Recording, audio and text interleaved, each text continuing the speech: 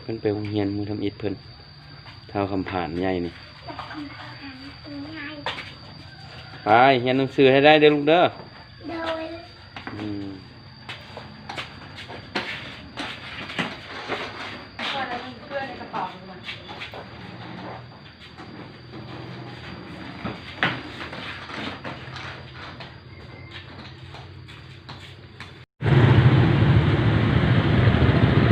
พอโรงเรียนเพิ่นเลย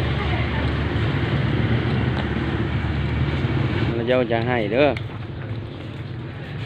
โลกไปกันเลย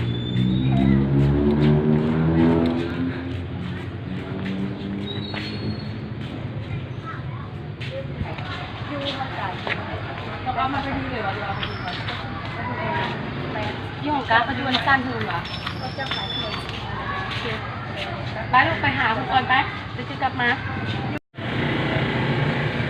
มื้อเดียวแม่ฟังเอาแม่ลูก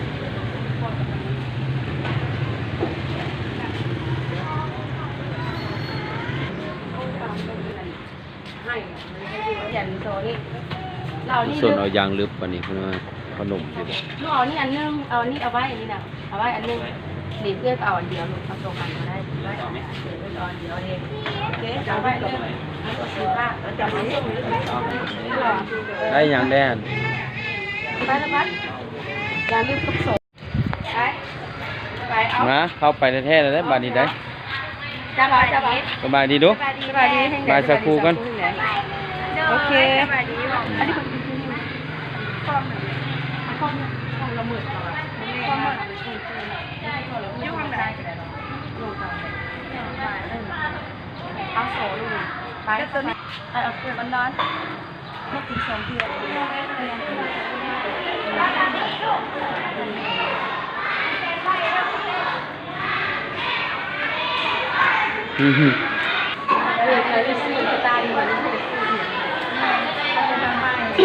มีอย่างแดนอยู่กระเป๋ามันนมยังมีบ่นมนี่อะไรนมจะกิน2 เดือนตอนนอนกับตอน3 โมงเวลา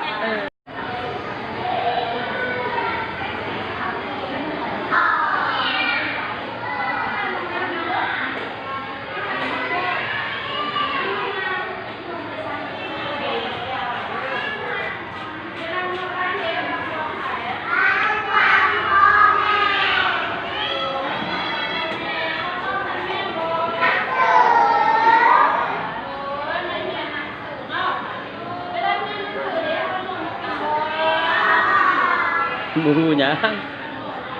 ยังบ่ได้รู้หยังเบิ่ง